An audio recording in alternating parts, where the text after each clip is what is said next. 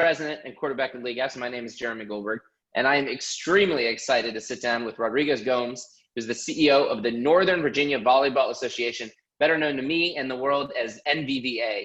And I have a confession about Rodrigo because I first met Rodrigo at the AVCA a couple of years ago.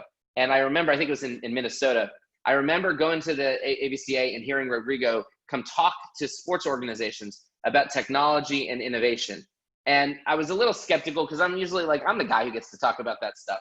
And then I happened to hear Rodrigo give one of the most dynamic, compelling presentations about the advanced way he was thinking about growing and scaling his organization and the way that he was using technology as part of that vision. And I was certainly both recognizing my own limitations and where the expertise really lied here, but also really appreciated how Rodrigo had the ability to communicate what he's done and how he's done it in a way that resonated with so many organizations. So we're really excited here to talk about Rodrigo, learn more about NVVA, and then also understand how you really used League Apps to help grow your organization and also get into kind of how you view the road ahead. So Rodrigo, thank you for joining us and providing everyone a glimpse into NVVA and your relationship with League Apps. Thank you, Jeremy. And it has been a pleasure meeting you guys. That presentation was definitely highlighting, and everything that I have done in my life, put everything together, forced me to put everything together. And thank you for the help. Still, when you were there, the Wi-Fi was down, talk about technology, and you came down and kind of gave me a little feedback on how to keep moving forward to do a lot of presentations. And it has been a great ride since I talked to Paul the first time about League Apps, and to this day, there are some huge things that we were able to accomplish this year because of League Apps, and I'm thankful for you guys. I thank you guys for a great software you have put together, and I'm looking forward to sharing with everybody a little more about how we use the system and how we manage our organization. That would be great. So we've known each other for almost 2 years now, and it's been amazing to see your organization grow. So perhaps you can tell us a little bit of background on NVVA and give us a sense of what the organization is about, the kind of scale and reach that you've had, and ultimately what that scale and reach has looked like over time. Yeah, NVVA started in 1997, and it was pretty much just an attempt by a great gentleman, a huge visionary called Dean Shumway.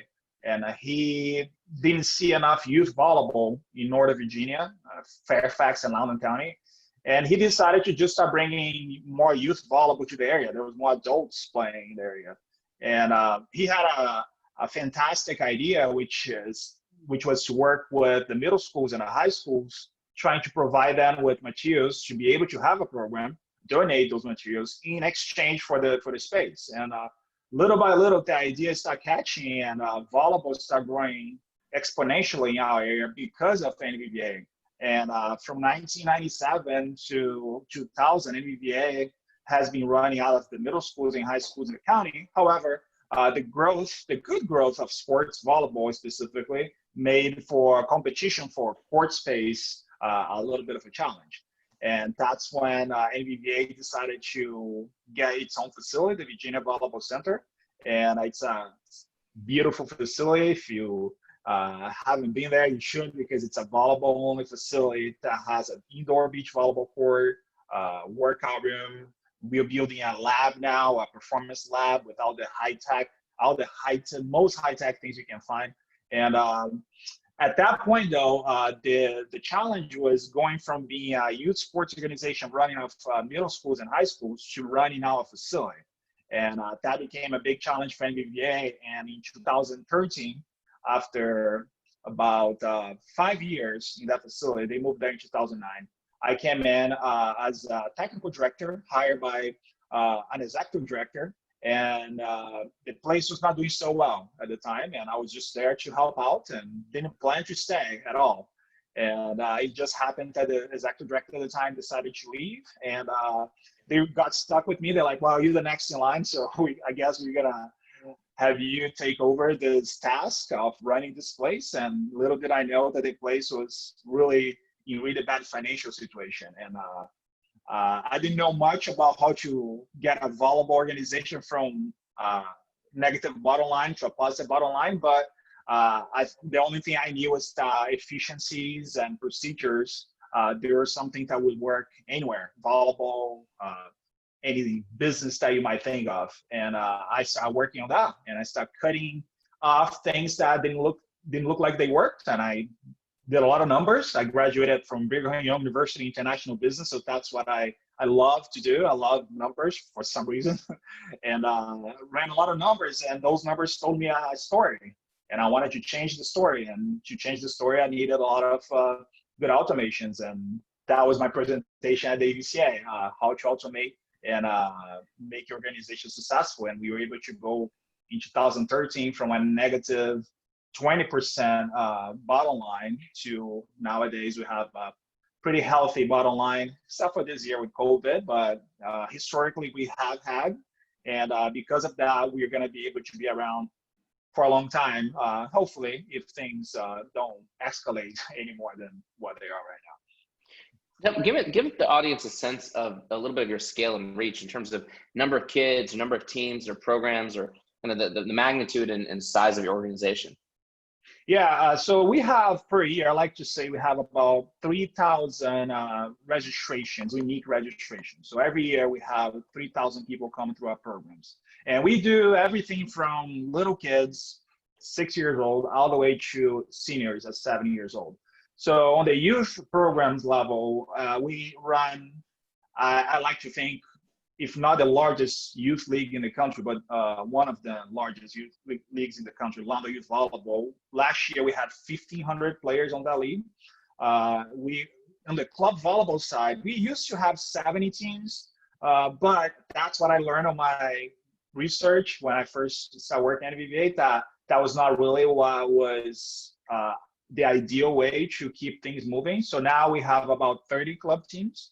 And we have leagues throughout the year that average about 150 players every 2 months. So overall, between adults and youth, little kids, and kids starting playing high school, getting ready to play in college, we have about 3,000 registrations per year. And not to forget, we also have beach volleyball now, indoor beach volleyball. That brings at least 100 players per year, which is growing. It's growing enough that we might need a different space sometime soon. That's Rodrigo, great. It's quite a footprint that you guys have in the Northern Virginia area. I know in my discussions with other volleyball organizations, your name specifically and your organization have come up in those discussions. Why would you think that is? Why do so many organizations look up to you guys? And what makes your organization so unique? I think because we focus, in my opinion, on the right things, which is like to grow volleyball. My focus at NVVA is always to focus on the parents and the kids that never played the game before, and then give them enough information to come in and start loving the game. And then from that, creating a path so that they can continue playing volleyball. So because of that, we end up having pretty much every kid in our region starts playing volleyball with us. I'm not a jealous kind of person. I love our kids, but if they find a better place to go play, I'm happy they continue playing volleyball. So I'm not going to be out there trying to grab them and say, no, you can't go anywhere. We have been doing that for a long time, that we just want them to start playing. And because of that, I think the word just spreads, right? Like people, 1,500 kids spreading throughout the county. Every club in Northern Virginia pretty much has a kid that played for NVVA at some point. And we are proud of that.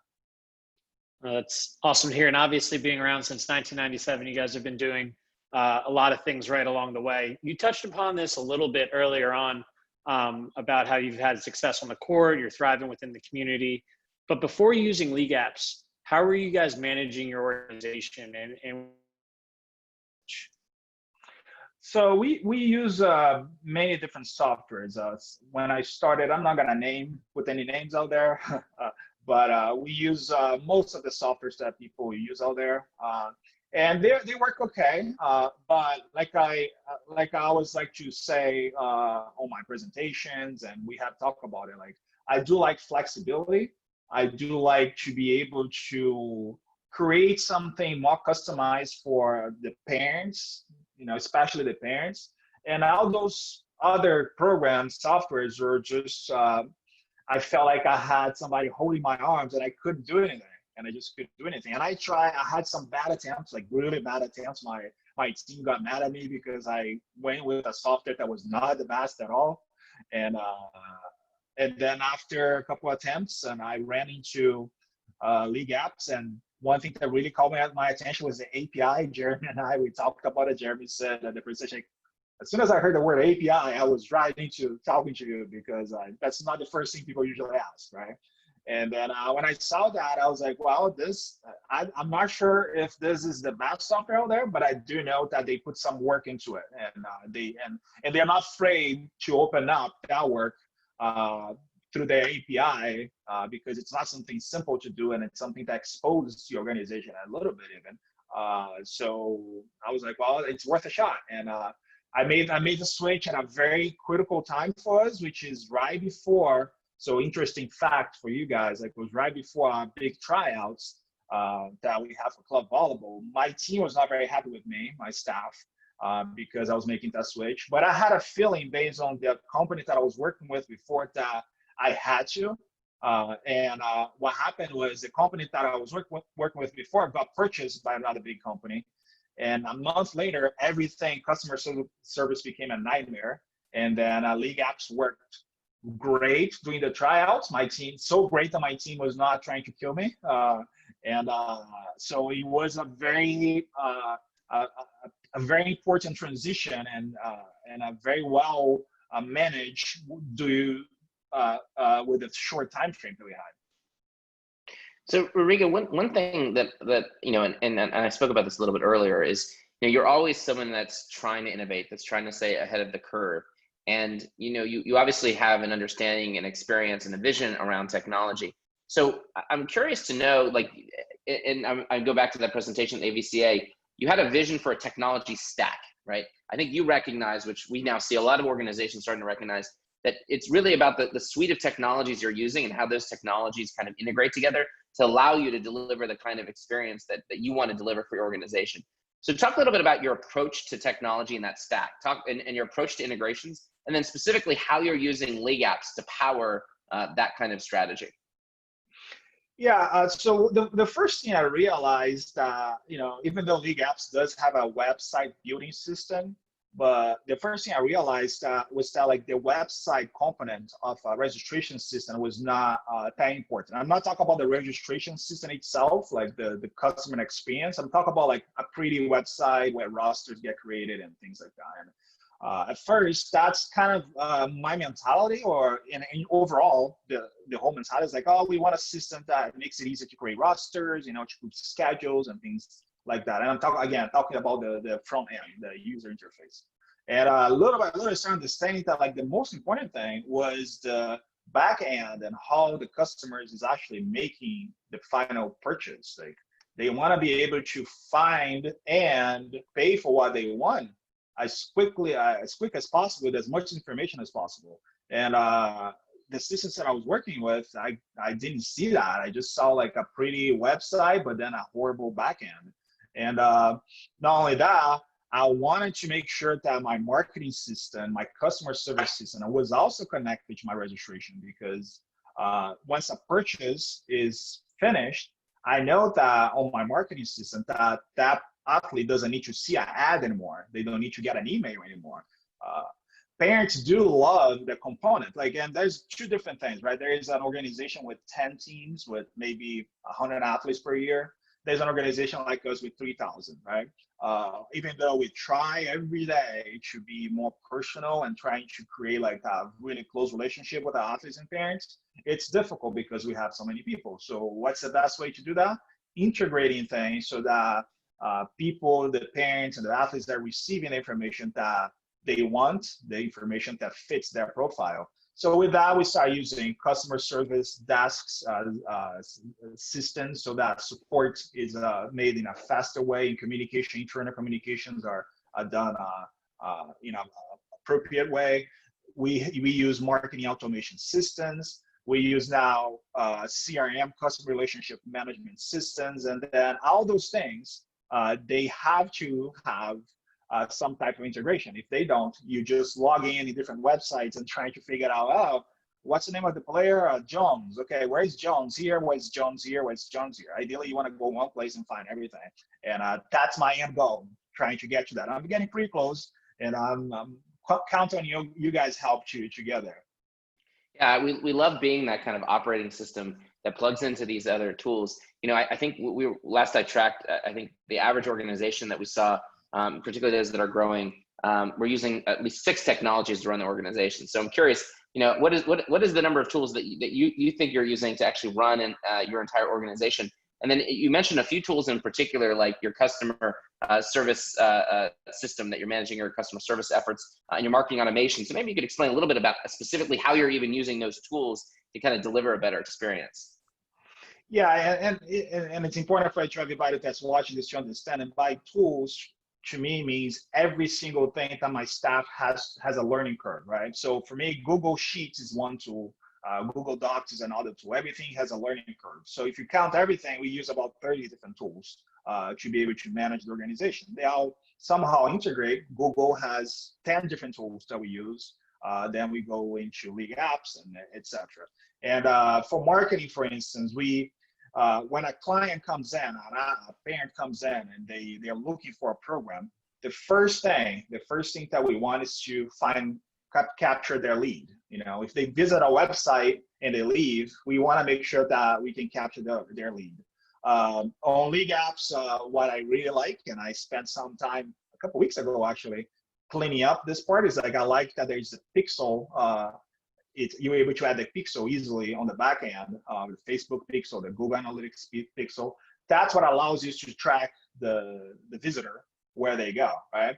And once I start tracking them, I need to make sure that not only they have a little cookie there on their browser, that I can capture the email information. And I use an email marketing tool to capture the email in case they don't purchase right away. And then once they come into our system, our marketing system, I start nurturing them throughout the weeks or the months, and trying to show them programs that may be a good fit for them.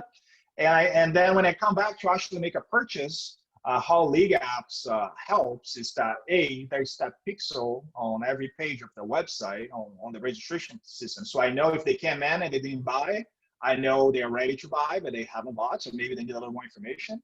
If they come in and buy, now there's another pixel that we can add on League Apps that we're able to capture not only that the purchase was made, but the amount paid. Those are the little details that I think it's really cool, and I congratulate you guys for that on the systems. That like even that detail of having that flexibility of pulling the amount paid, so that you can increase the lifetime value of the athlete, knowing that that person is willing to spend more money with you, which is okay. Like, it's not like we're all about money, but if people want more, we should be able to give them more.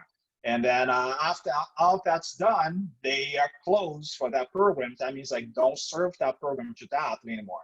And I'm not only talking about email. We serve Facebook ads, we serve Google ads, and we have custom audiences, and we build our custom audience based on things that happen on League Apps and things that happen on my marketing automation system. Hope everybody at home didn't get too confused with that. I went all over the place here. But it's such a great example of your mindset. And I think especially as we talked about the time of making sure, how do we get more kids and people participating in sport? What does that look like? What you're simply doing is leveraging the most modern of tools and the way that sophisticated organizations are thinking about marketing, so that ultimately, if you have someone that shows some interest, how do you engage them, communicate with them in very specific ways across social media or across email, and using that to track the journey, and then ultimately measuring whether they become somebody who's part of your program or not. And if they do, you can then engage them. And if they don't, you can continue to go back to them because you understand that interest. And so that modern practice, I think, is something that we're really certainly proud to enable. And it really leads, and I think it's exemplified, the kind of growth and why you've had the kind of growth you've had year over year. But it may be helpful for everyone at home to understand what you've been able to do to increase your reach so much over the past number of years since you've taken over, and specifically how you might attribute that success back to kind of our relationship, versus with League Apps and NBVA. Yeah, I think a huge step that we took was to put our ego a little bit to the side and think about winning in a different way. Like for us, a win is not when we win a national championship. For us, a win is when an athlete walks to the door and they decide to stay with us. How many times a kid walks to the door and they are so shy, they don't know anybody in the facility. For them to be able to find us, walk in, feel comfortable, and come back the next day, that's our goal, right? And that's what I did, and that's what we did, and we were able to scale so much because of that. Lama Youth Volleyball, a huge league, has always been a huge feeding program, so we definitely get a lot of benefits from that. But I can tell you, per day, we get about 15 leads to our website. New leads, hot leads coming in that I have somebody working on, talking to them, trying to find the best program for them. So if you look at that, it's like about more than 60, 100 per week, and then 400 per month. So 400 new leads per month by doing all those the steps in the back end. We not only were able to scale, but with COVID and all those things that can happen, we also were able to stay stable. We are not out there looking for the next Michael Jordan or for the next Larson. We are looking for just parents and athletes that are looking to try volleyball. And then we are there. If they're looking for that, we are there.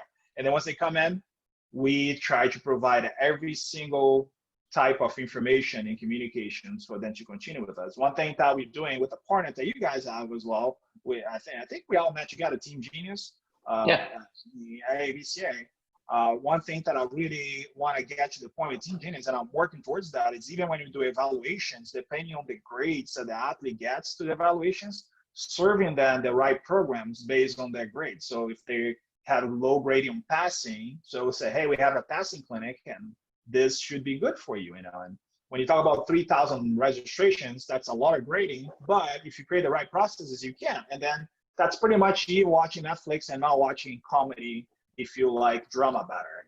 It's you playing volleyball and work on passing because you are not so good at passing, you're better at hitting, and that's our job, to understand that and be able to communicate that.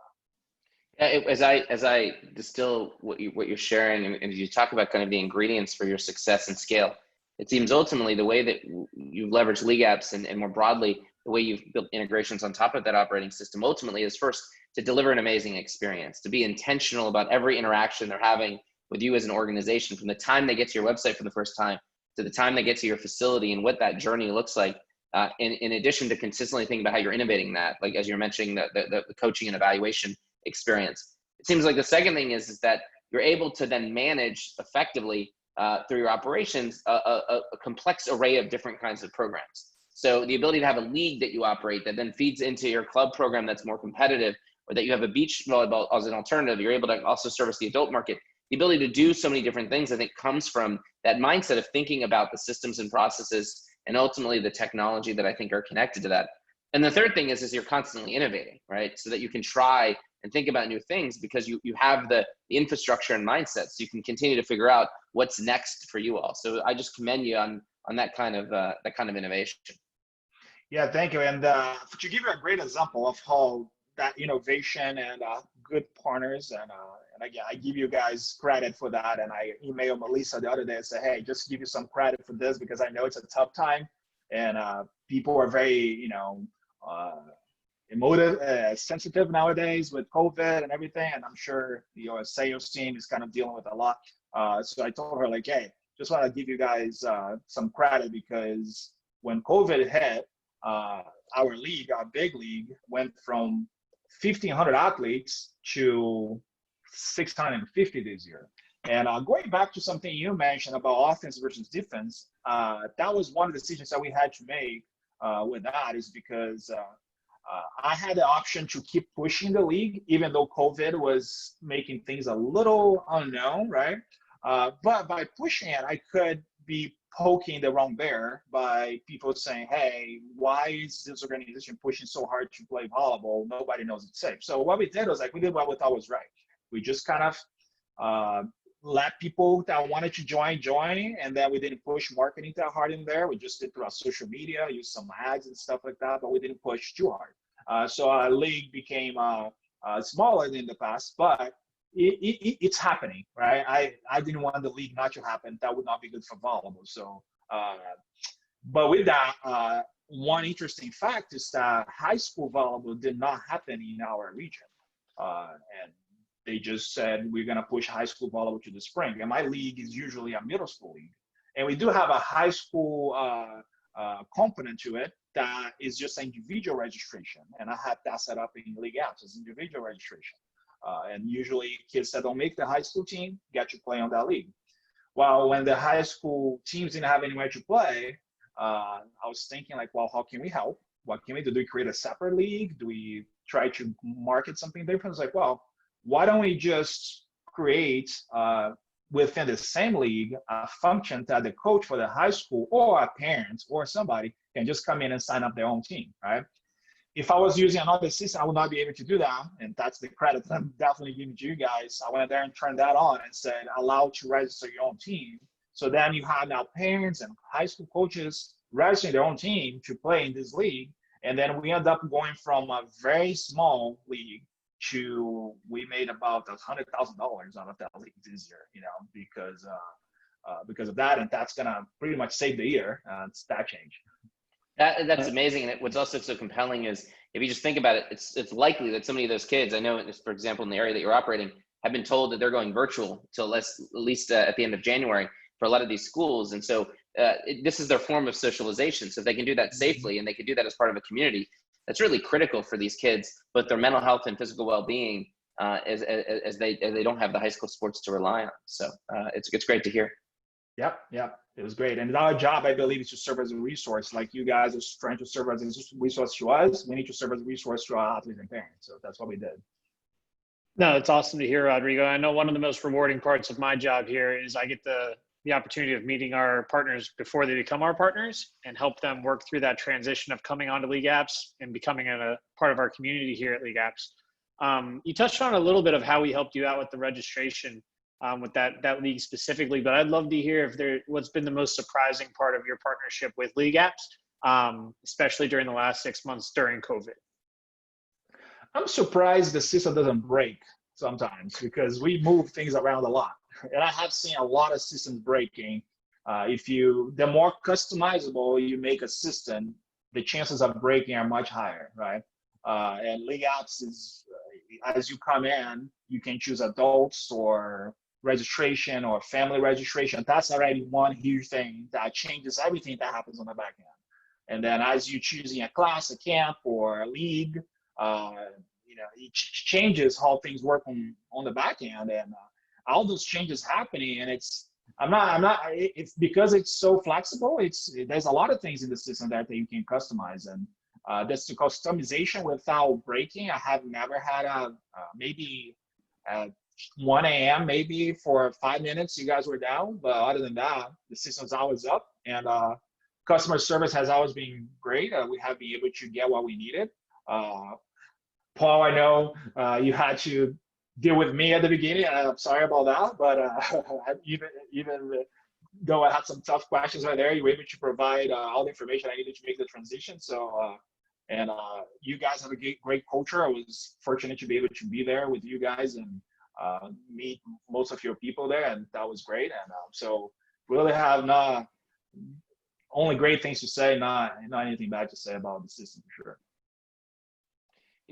Rodrigo, we think a lot about where youth sports is going, and in many respects, COVID has accelerated a lot of trends, probably accelerated the opportunities that organizations that are more sophisticated, that are more entrepreneurial have. Obviously, there's lots of challenges by what's going on, and I think a lot of people are wondering what's the future hold for a sport like volleyball. What's going to happen? In terms of what did you think was going to be happening with the sport of volleyball, and where changes were coming from, and what's your perspective coming out of this COVID situation? Because I know I have so much respect for kind of your opinions and perspective on the future. Yeah, I was very surprised and proud. I mean, I'm not going to say I was 100% surprised because we do a good job. But during the summer, as soon as we open up, slowly our facilities start within the limitations we had filling up. And parents were so happy that we were providing the opportunity to their kids. It took a lot of work. I can't tell you how much time and resources we have spent buying automatic thermometers, kiosks for health, safety, and cleaning supplies. And making videos of how you're doing things so parents can watch that from home. that all took work, but and I told my team when this first started, COVID started, like our job is to make sure people know when this is gone, when COVID is not gone, but like when we are able to open again, they know where to go. They know where to go. So we recorded podcasts and we did online classes and we made videos of how we clean the facility. So in 3 months of in the summer, people watching this, they all, once the doors open, they're like, well, I guess we know where to go, you know? So that was an eye opener to me, and we emphasized information education to the parents and to the athletes is one of the most important things. So going forward, I think that's going to become even more important. It's going to become even more important for your organization to be able to provide resources that not only require the athlete to be in the gym, but the home resources so that they understand that they learn how to do things from home, providing them with information, parents with information that makes them make a good decision and create a good path, a good journey, so that once they decide to go to your facility, they know there's a reason, they know what they're getting out of it. Nobody wants to, without the risk out there, nobody wants to leave home for something that it's not gonna be enjoyable, right? And the worst thing could happen is you take your kid, hey, let's go to this risk, but I want you to go get some movement going, some volleyball going, and then your kid coming back and the kid goes back and say, hey, I just had a horrible time. You know, and you as a parent would not be very happy with that. I just had my little baby and I want the best for her, and that's what I'm looking for. And reasonably, of course, parents can be a little different sometimes, but 99% of them are great. And those great parents are just looking for a good place for their kids, and that's what we need to do. And if we keep doing that, I think our potential is for growth. You know, it's for private gyms like ours that invest on the resources to make sure we're running the right way. The potential is for growth. Yeah, and even as I hear you share kind of your mindset, what it really validates is a core conviction of ours that change and innovation is going to come at the ground level, the bottoms up. That it's as much as there's roles of associations and governing bodies and other kinds of entities. At the end of the day, you're so close to the situation, the innovation is happening. No one gave you that playbook and roadmap that you just described. You had to build that on your own. You had to get a leverage the resources within the industry. But ultimately, you know, you're at the forefront of the innovation and certainly the future of where volleyball is going. Yep. Thank you. We try every day, and it's a lot of moving pieces, but it's sometimes very complex, but sometimes it's just a simple decision. And if you have the right mindset, those decisions become pretty clear. Rodrigo, we can't thank you enough for being a partner of ours and allowing us to team up with you and support volleyball in the Northern Virginia area. We hope to continue to serve you and your community well. Do you have any parting words or advice for other sports organizers out there during this time? Yeah, stay strong out there. I'll make sure that, you know, I think the biggest advice, and I hope that I have for sports organizers, that like focus on safety first. I know it's difficult times. I know the itch to open up and start playing and having kids hug each other with no masks is there, so that you can show that, you know, your place is safe. But remember, it's better a few players and a few teams in your gym than none. So so make sure you playing safe out there. And if you want to grow, if you want to continue growing, innovation, it's a very important part of the process. You can't deny that nowadays. There's amazing technology companies out there, and they are the companies that your clients or your parents, whatever you want to call it, are dealing with every day. Walmart, Amazon, Netflix, Apple, and they spend millions and millions of dollars on customer experience. And if you want to grow your organization, if you want to be self-sufficient in your organization, you don't think about those things, these innovations, and how you can make the customer journey seamless, you're probably going to have a hard time getting where you want it to be, in my opinion. But who am I to say anything? Well, Rodrigo, we certainly appreciate our partnership, your vision, and what you're doing for the sport of volleyball. You left out, actually, well, your newest integration. That would be Lucy, your 3-month-old daughter. You figured out how to integrate her into your life at the same time of figuring out how to run an organization through a pandemic. And so your leadership is certainly reflective of your character and your talent. So we're excited to be associated with you and excited for what's to come. So thank you for joining us. Thank you for sharing your story. Thank you, Jeremy. It was a pleasure.